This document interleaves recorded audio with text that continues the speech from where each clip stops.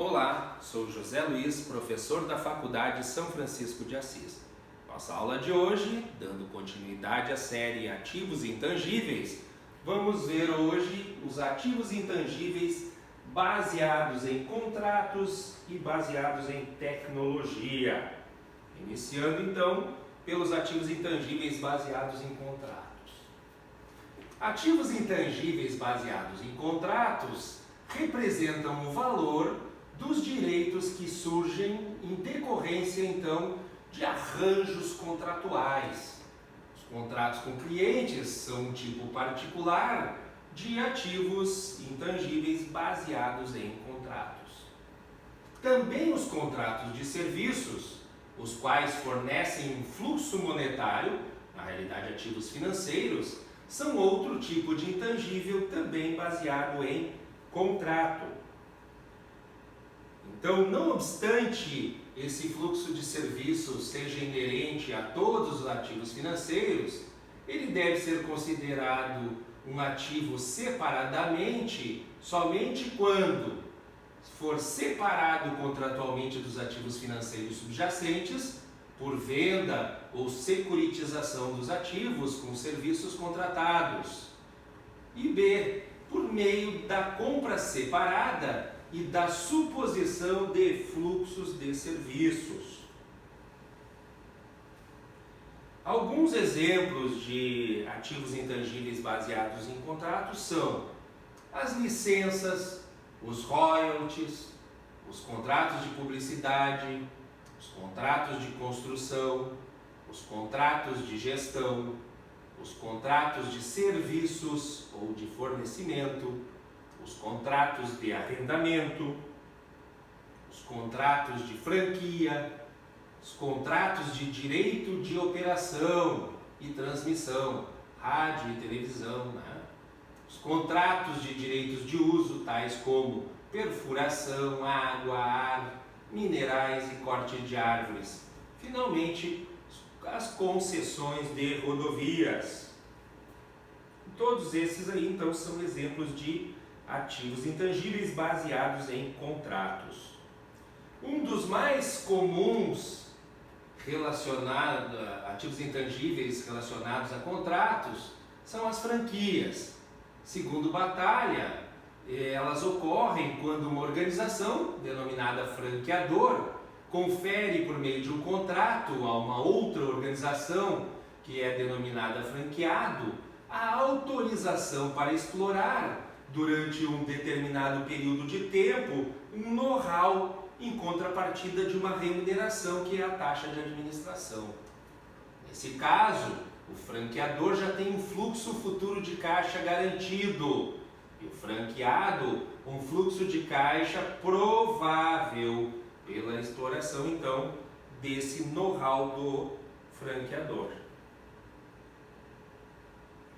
Uma franquia, ela é considerada uma estratégia alternativa de diversificação, uma estratégia cooperativa utilizada pelas empresas para diluir riscos e aplicar recursos, capacidade e competência produtiva, sem, no entanto, participar, então, de uma combinação de negócios por meio de uma fusão ou de uma aquisição, segundo Rich, Ireland e Hodgson, em 2002. Outro importante aspecto em relação aos contratos de franquia é a sua estreita relação com marcas e a sua representatividade em termos globais como estratégia de comercialização de alimentos, entre outros.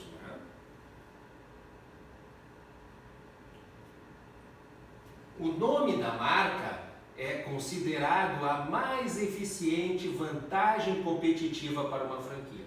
Então é o nome da marca que é a mais eficiente vantagem que pode se considerar da franquia. Uma vez que os investimentos necessários para se consolidar uma marca são imensos, envolvem custos com propaganda, inclusive e principalmente com televisão, que são proibitivos para boa parte das empresas menores. Nesse sentido, segundo Neves e Castros, o franchise, ao compartilhar uma marca, permite o acesso dos benefícios da propaganda aos pequenos estabelecimentos.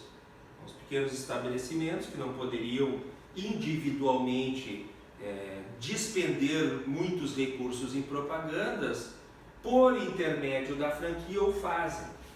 Fica viabilizada então essa possibilidade para eles.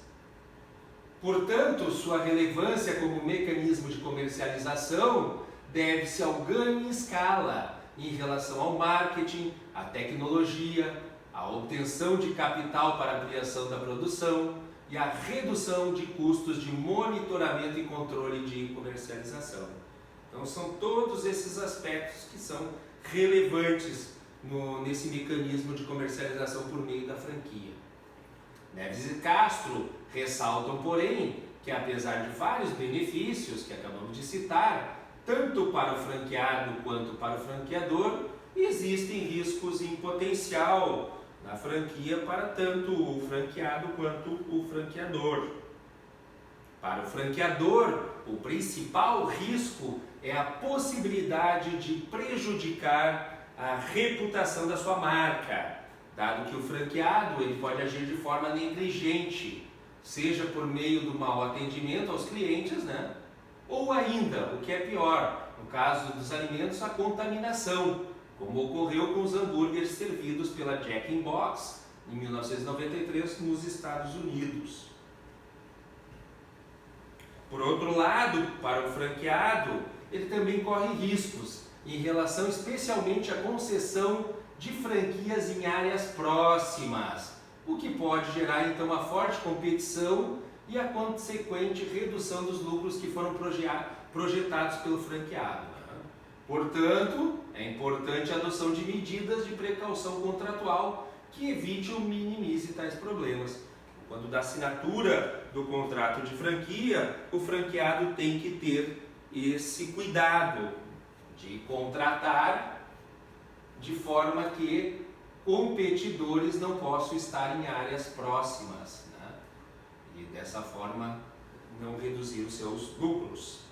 Assim, é importante destacar que o contrato de franquia constitui um ativo intangível para o franqueador, dado que é esse que obtém um fluxo de benefícios futuros garantidos, em razão da taxa de franquia que é estabelecida no contrato de franquia. Os ativos baseados em tecnologia.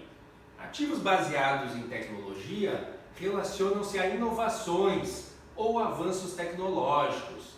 Normalmente, os benefícios econômicos futuros desses ativos são frequentemente protegidos, por direitos legais ou contratuais.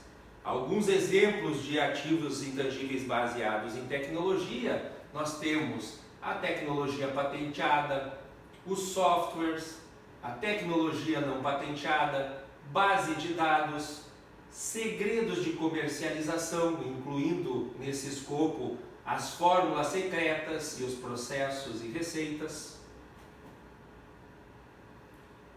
Em relação à base de dados, é importante destacar que tanto pode ser uma base de dados protegida por direitos autorais, como também pode ser uma que seja originada a partir das operações normais da entidade, as quais contêm informações especializadas, como, por exemplo, informações de créditos ou ainda dados científicos.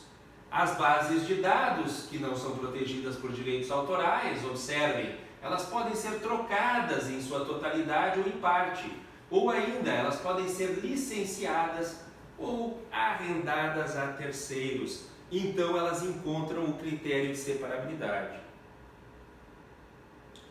Já em relação aos softwares, muitas companhias desenvolvem programas de computador, os denominados softwares, para serem vendidos ou alugados para indivíduos ou para outras companhias.